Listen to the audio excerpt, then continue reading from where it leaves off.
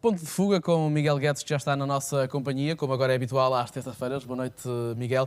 E começamos precisamente com um assunto extra de atualidade, tem que ver com este chumbo do nome de António Almeida Costa, se não estou em erro, para dizia eu, para juiz conselheiro do Tribunal Constitucional, assim é que é. O que é que poderá ter estado na origem, sendo que não são apontadas razões no comunicado que é enviado às redações para este chumbo? Boa noite a todos. De facto, não tem que ser comunicadas as razões pela qual o professor universitário António Almeida Costa acabou por não ser cooptado por uma parte dos juízes do Tribunal Constitucional. É sabido que são necessários 7 de 10 dos juízes do Tribunal Constitucional que foram eleitos pelo Parlamento, não os outros. Essa maioria de 2/3 não aconteceu, não sucedeu. Eu julgo que parece que neste momento há pessoas que têm medo da democracia até no Tribunal Constitucional. O que aconteceu foi a democracia a funcionar no Tribunal Constitucional. Mal era se assim não fosse. São as regras do Tribunal Constitucional. É evidente que normalmente há uma consensualização do nome do juiz cooptado entre os 10 juízes eleitos pelo Parlamento, coisa que desta vez não aconteceu, porventura, devido a um braço de ferro, a um jogo de forças entre a ala ideologicamente mais à direita e a ala ideologicamente mais à esquerda no Tribunal Constitucional. Mas nem isso é novidade. A novidade é que o processo de cooptação tenha falhado e foi votado, pelo que se sabe, pelas informações que temos, 5 vezes. Portanto, é isso obrigam as regras do Tribunal Constitucional. Vota-se uma vez, não havendo a cooptação, repete-se a votação, terão sido 5 votações. E os 7 votos não se concretizaram, apenas 6. Curiosamente, o Tribunal Constitucional terá que rapidamente abrir um outro processo de cooptação. Daqui a 20 dias, o juiz Lino Ferreira também terá que cessar as suas funções e, portanto, haverá 2 processos de cooptação em aberto no Tribunal Constitucional. Agora, é evidente que este professor universitário António Almeida Costa terá as suas posições, as posições que manifestou contra o aborto e em relação à liberdade de imprensa e outras coisas datam de 84. Esta tradição de cada uma das alas do Tribunal Constitucional escolher o seu candidato, digamos assim, o seu juiz conselheiro a propor, a nomear, data de 82, dá-se uma curiosidade de tudo isto se ter começado a passar na década de 80. Muito bem, está feito também essa análise a um tema extra do guião e do alinhamento que tínhamos para hoje. Vamos precisamente a ele e começamos com a vitória no último fim de semana de Luís Montenegro na liderança do PSD. Era uma vitória que Luís Montenegro já queria há muito, já tinha sido candidato em 2020. Se não estou em erro, ou no final de 2019, pelo menos contra Rui Rio, acabou por não vencer essas eleições, mas a verdade é que agora, e curiosamente também na saída do Rui Rio, é Luís Montenegro que aparece. Bom, em primeiro lugar, é preciso dizer que a vitória de Luís Montenegro é absolutamente esmagadora. São 75,5% de eleitores do PSD, de votantes nas eleições diretas do PSD, mas é curioso que uma votação de 65,5% encerre em si depois uma ideia de ter sido uma vitória algo insólita, se quiseres, algo inóspita, desolada. Como se não tivesse um futuro que a própria margem indicaria. Aliás, também é importante ressalvar que são 75,5%, mas há 40% de abstenção nos votantes, naqueles que podem votar no PST. Na realidade, as contas são estas, mais ou menos, grosso modo. Os eleitores que poderiam votar nas eleições diretas do PST, só metade é que poderiam votar. Portanto, há metade dos eleitores com cotas pagas, que reúnem as condições para votar. E depois, desses 40% não votaram. Acho que é a maior taxa de abstenção, penso eu, em eleições diretas no PST. E, portanto, apesar desta enorme margem de 75,5%, parece uma vitória, como dizia Pacheco Pereira, de alguém que se limitou a falar mais alto. Porque é evidente que Luís Montenegro, é um homem que tem um capital político de enorme experiência, foi líder do grupo parlamentar, como sabemos, de Pedro Passos Coelho entre 2011 e 2017, 2011 e 2015, mais concretamente líder do grupo parlamentar. É um homem que sempre se disse estar nos bastidores da política, mas de alguma forma foi convocado a sair do seu exílio várias vezes. E saiu em 2020, como dizias e bem, nas eleições, nas duas voltas, também inéditas nas eleições diretas do PSD, contra Rui Rio. Foi perdedor em ambas, embora tenha conseguido uma segunda volta, acaba por perder na segunda volta, mas estes anos na penumbra, estes anos dos bastidores, à procura do momento ideal, de alguma forma indicariam que, quando aparecesse como candidato e quando fosse eleito, seria alguém verdadeiramente desejado no PSD. O problema é que o PSD não vive esse momento, mas o problema de Luís Montenegro é que só tinha duas hipóteses: ou ir ou ir. Era esta a única oportunidade. Era esta a oportunidade dele, porque, de facto, o seu capital político, caso não fosse, eu julgo que estaria perdido para sempre. Ninguém compreenderia que Luís Montenegro, depois de ter estado abertamente na luta contra Rui Rio, em momentos onde era até indisfarçável alguma dificuldade de gestão dessas expectativas dentro do PSD, dizia-se que era em contraciclo, que o Rui Rio tinha uma tarefa, tinha uma missão, estava eleito, se falava sistematicamente em contrapoder, em governo sombra dentro do próprio PSD. Era inqualificável que Luís Montenegro não avançasse. Esses anos de exílio, de alguma forma, até são assumidos como meia-culpa por Luís Montenegro. Ele disse no Conselho Nacional da Juventude da JSD, que decorreu em Chaves agora quando estas eleições, ele próprio faz uma meia-culpa, dizendo que tantas mudanças de liderança, tantas guerras internas de liderança, e aqui somos todos responsáveis, e eu assumo a minha cota parte. Portanto, ele tem a noção de que o PSD é visto nesta altura como um partido onde sistematicamente há ataques ao poder, e com um grau de instabilidade que, de facto, o Partido Socialista não tem. Aparentemente, estamos num momento em que o PSD regressa à política, mas é preciso saber se este PSD é um PSD novo ou é um PSD antigo. O PSD, este Luís Montenegro não é propriamente um ato novo no Partido Social Democrata, também não era Jorge Moreira da Silva, diga-se, mas esta seca de poder ou travessia do deserto que lhe incumbe no fundo, e que já vem de 2015 e que se adivinha por mais largos 4 ou 8 anos, veremos, é uma liderança no deserto, portanto, sem perspectiva de poder, o que é difícil para um partido com bases de poder como o Partido Social Democrata. Vai coincidir com estes 4 anos de maioria absoluta do PS, vamos ver se a legislatura vai até ao fim ou não, mas herda uma bancada parlamentar do Rui Rio, herda um líder parlamentar, Paulo Mota Pinto, que tem mandato até setembro de 2023. É evidente que há também uma tradição de o líder parlamentar do PSD nestas situações, digamos que pôr o lugar à disposição e, portanto, haver eleições à bancada parlamentar do PSD. Veremos se isso acontece. E esse será outro desafio para Luís Montenegro, a relação com a bancada parlamentar? Sim, será, até porque ele não vai estar na bancada parlamentar. Não é? E esta coisa de, obviamente, que Luís Montenegro tenta dizer que isto é uma vantagem. Terá o seu gabinete na Assembleia da República, não estará no Parlamento, mas estará 24/7 a acompanhar os trabalhos parlamentares. Não é a mesma coisa que está no Parlamento, muito mais quando tem uma bancada que nesta altura lhe é hostil, que foi escolhida por Rui Rio quase a dedo.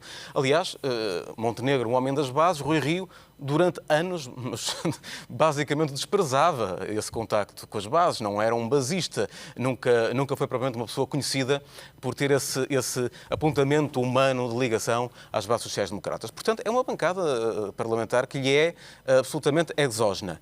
É verdade que Montenegro soube esperar, mas consegue esperar mais 4 ou 8 anos, também muito dependerá das sondagens que vão aparecendo. E é ingrato, muito ingrato e quase impiedoso para um novo líder como Luís Montenegro, que tanto esperou por este momento, que tenha que fazer a sua governação com base não em eleições, porque só em 24 é que teremos europeias e em 25 autárquicas, mas sim em sondagens que, ainda por cima, já sabemos bem, são tão falíveis como conhecemos. Nós vamos continuar a falar do PSD, mas agora no anagrama desta semana.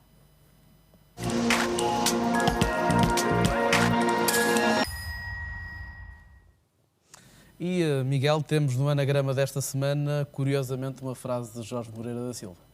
Sim, Jorge Moreira da Silva profere uma frase esta semana. No momento da derrota, ele tem 25,5% dos votos e diz que o pior que aconteceria esta noite era que, de repente, metesse o meu plano para Portugal no bolso. Isto é uma versão similar àquela que Santana Lopes proferiu no Congresso do PSD em 2005, quando dizia que não me despeço, não vou estar por aqui, mas vou andar por aí, apontando para a plateia onde estavam os delegados do PSD. Ou de forma mais dramática, como ele chegou a dizer, não me mataram, feriram-me, mas não me mataram. Bom, Jorge Moreira da Silva não vai tão longe, porque, na realidade, o discurso de vencido de Jorge Moreira da Silva terá sido o discurso mais esperançoso que eu tenho memória de ouvir de um candidato vencido. Jorge Moreira da Silva também não é uma pessoa sem experiência.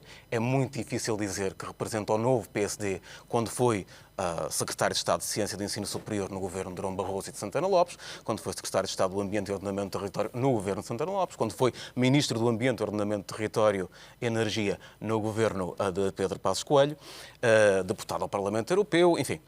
É muito difícil dizer que é uma pessoa sem experiência. Não é. Mas foi alguém que deu uma mostra, um sinal de autodeterminação, de independência e, se quiseres, de despojamento até, ao querer, ao sair de secretário-geral da OCDE. Portanto, o movimento que ele fez de se recolocar na política nacional... Abdicando da carreira profissional que tinha neste momento. Abdicando. E essa noção que as pessoas acabam por ter dele, de um homem com uma missão, é muito importante no PSD deste momento. Portanto, eu estou convencido que Moreira da Silva será novamente candidato ao futuro, no futuro à liderança. Inspirado até no percurso de Luís Montenegro?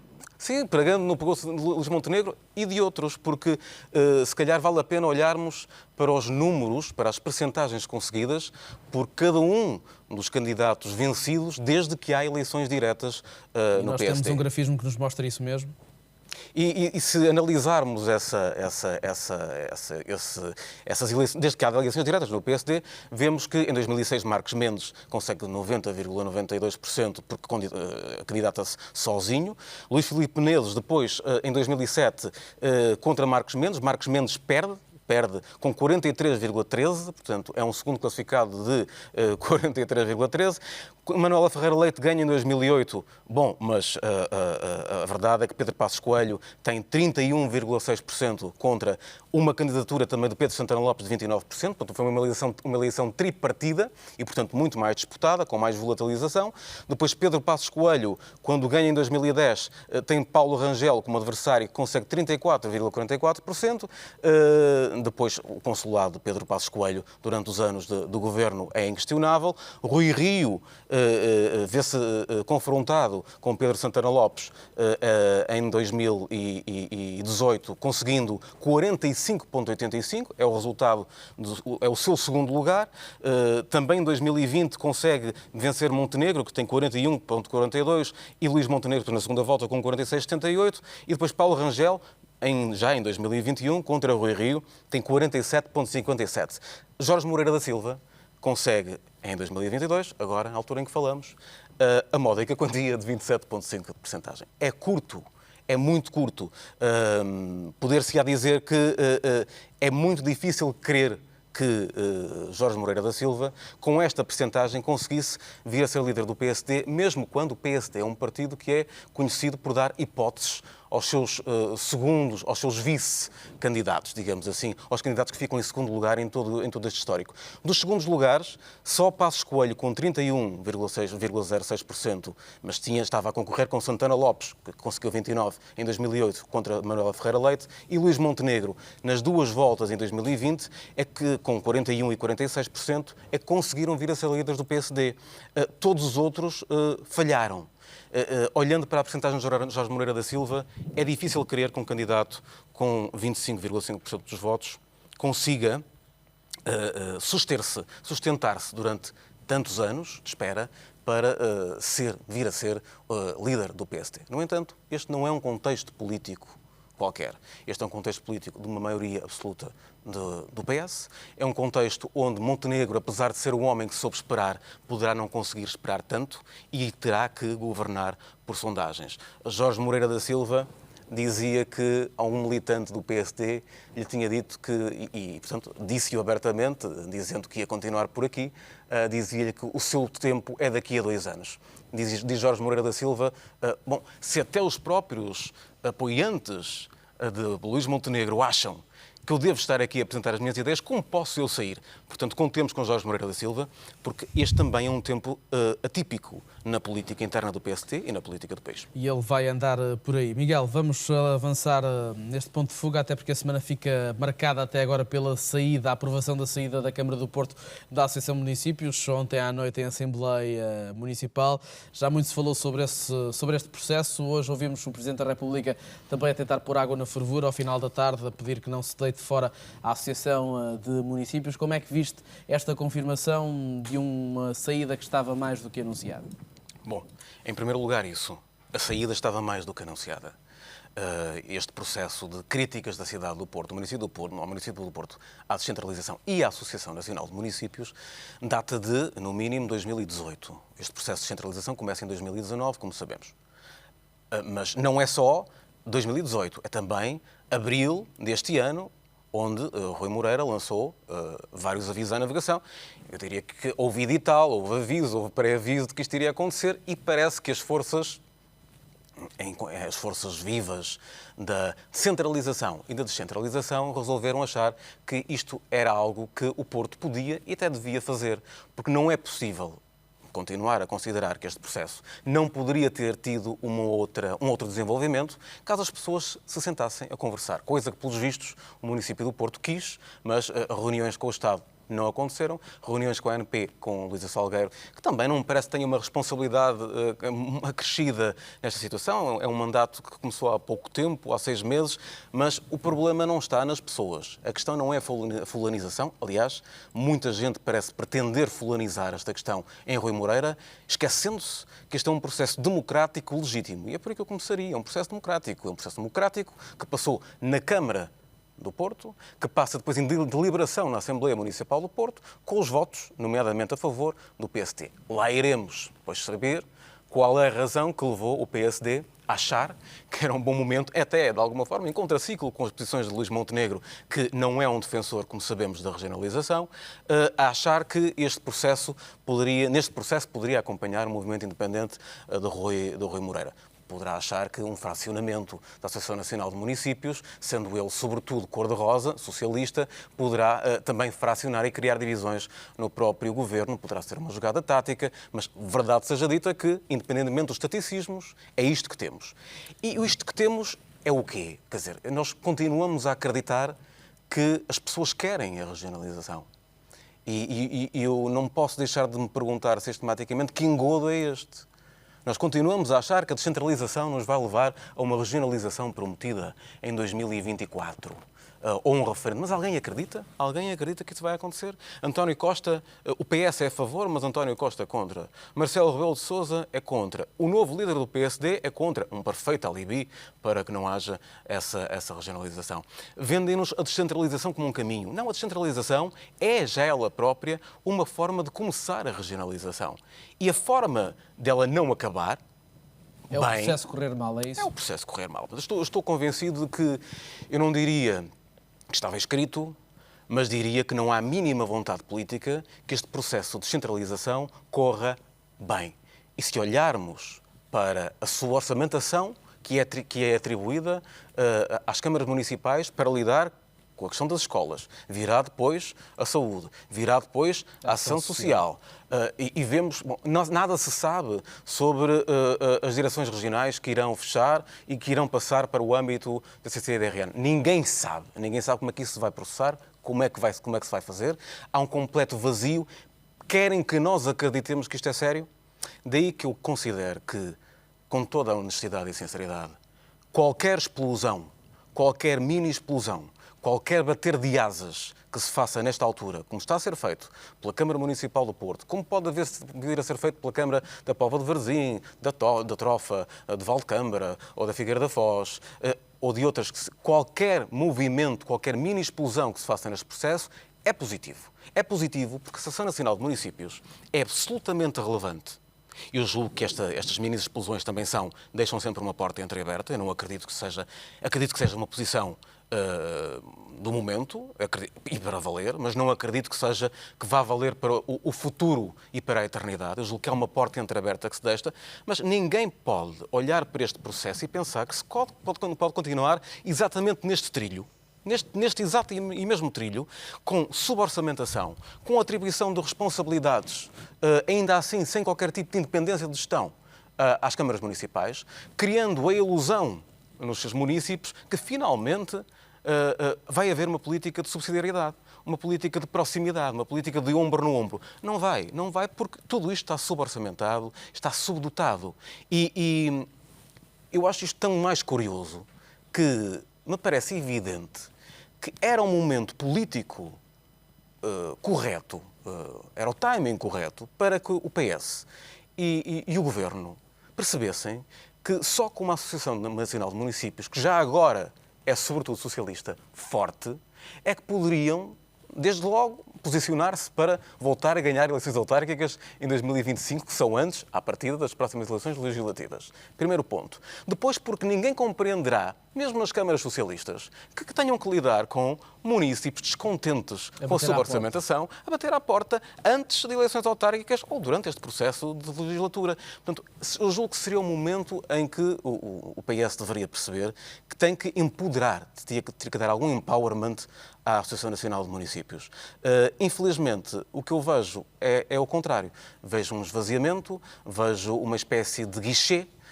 Nasceu em 1984 e foi super importante, eu diria que ainda é super importante na tentativa de coesão territorial deste país. Há de falhado.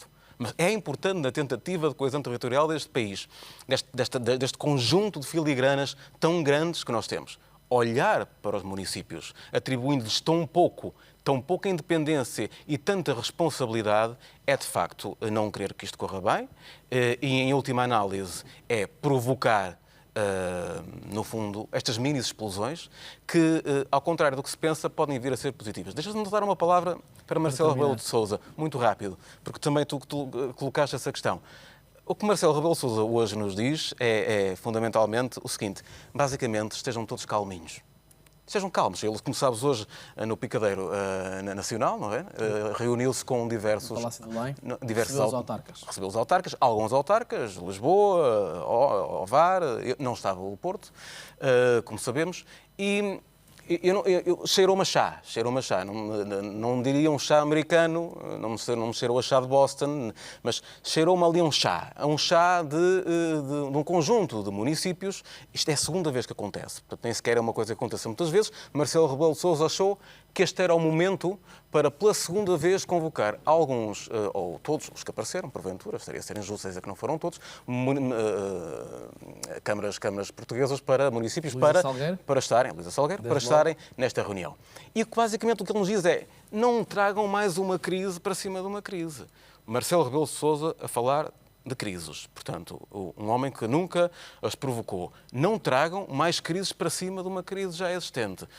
Com todo o respeito, esta política, esta ideia de estejam calminhos, porque não vale a pena fazer ondas, porque isto resolve-se como, do meu ponto de vista, penso que interpretando as palavras do Presidente, resolve-se metendo a regionalização e a descentralização num saco. Ora, é isso que eu acho que as populações não podem permitir, porque senão vamos continuar a criar um país assimétrico e sem qualquer respeito pelas idiosincrasias de cada região. E poderá até ser o princípio do fim. Vamos ao princípio do fim desta semana.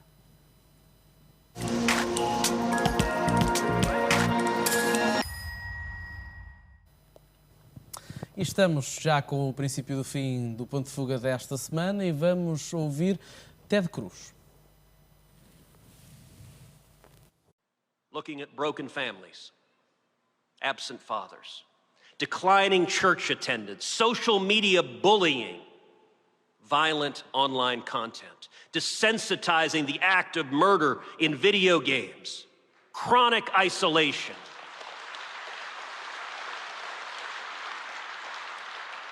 prescription drug and opioid abuse, and their collective effects on the psyche of young Americans.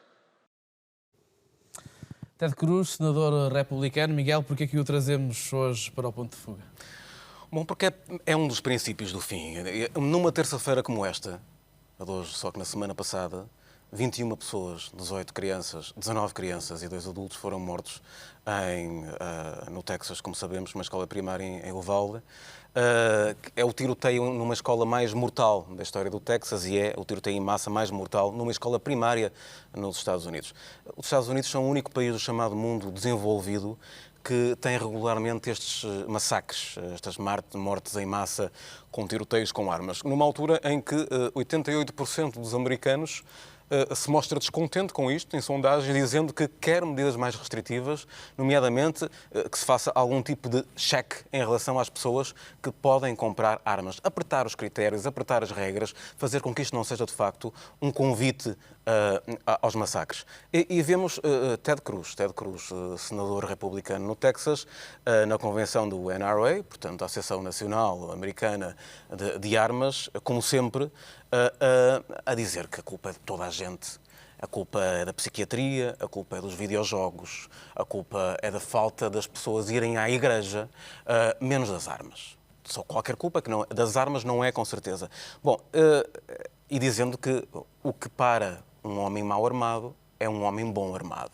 E este discurso que vem da NRA já há uma década é absolutamente perigoso, incompreensível, mas percebe-se se calhar um bocadinho melhor se percebermos que Ted Cruz está no top dos donativos que são feitos por associações relacionadas com as armas e a propagação das armas e a venda das armas nos Estados Unidos, recebeu 742 milhões de dólares nestes últimos anos em contribuições diretas, fora aquelas contribuições indiretas que as próprias associações fazem ao fazer campanha contra os candidatos que se lhe opõem. Fica difícil não defender o uso de armas. Não, talvez por isso ele fale depois na porta dos fundos.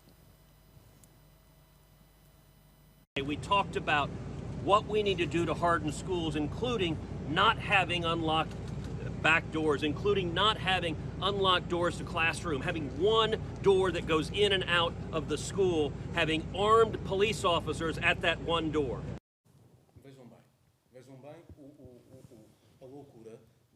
Que no dia ou no dia a seguir ao massacre ter acontecido, se posiciona junto à escola dizendo que o problema é de haver portas traseiras que estão abertas. Portanto, o problema é da porta dos fundos. E esta visão absolutamente simplista que é trágica, é cómica, mas infelizmente é trágica, ele consegue dizer isto sem se rir, mas depois não consegue fugir às perguntas mais incómodas. Why does this only happen in your country? I really think that's what many people around the world they cannot fathom. Why only in America? Why is this American exceptionalism so awful? You know, I'm sorry you think American exceptionalism is awful. I think this aspect of it. You get your political agenda. No, it's honestly, God love you. Senator, it's not. I just want to understand why you do not think that guns are the problem. Why is this just an American problem? Well, it is just an American problem, sir. Mr. Cruz, why is America the only country that faces this kind of mass shooting? But you can't answer that. You can't answer that, can you, sir? You can't answer that. Why is this country... Why is it that people come from all over the world to America? Because it's the freest, most prosperous, safest country on earth. It may be the freest, it may be the most popular. Why are our kids dying in school? Porquê é que Ted Cruz não consegue responder à pergunta de porquê é que isto só acontece nos Estados Unidos? Porque não consegue. Não consegue, porque não pode, porque na realidade não há uma justificação. Se olharmos, por exemplo, para o Canadá, um país vizinho, com os mesmos hábitos quase culturais dos Estados Unidos, os mesmos livros, as mesmas fontes de informação, a mesma música, os mesmos videojogos. Porventura, uma data de circunstâncias coadjuvantes, iguais aos Estados Unidos da América, desde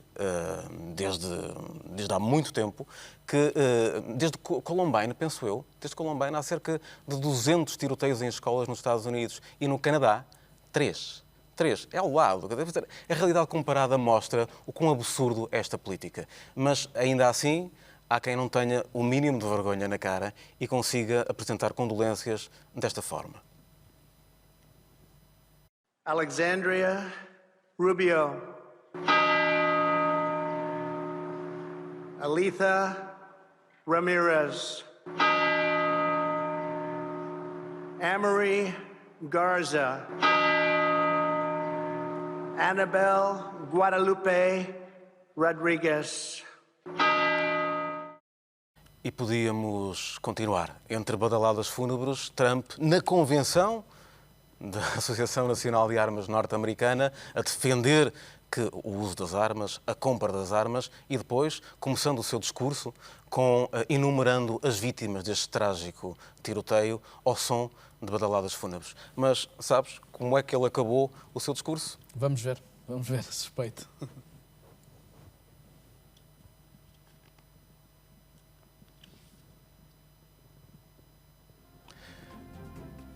Neste momento, julgo que percebemos que Trump deixou a hipocrisia. Finalizamos este ponto de fuga desta semana, Miguel, com a imagem de Donald Trump, depois de apresentar condolências a finalizar esta participação no Congresso da Associação de Armas dos Estados Unidos a dançar. Muito obrigado, Miguel. Até à próxima semana. Até para a semana. Quanto a nós, vamos fazer um curto intervalo nesta noite informativa. Voltamos já a seguir para atualizar toda a informação. Até já.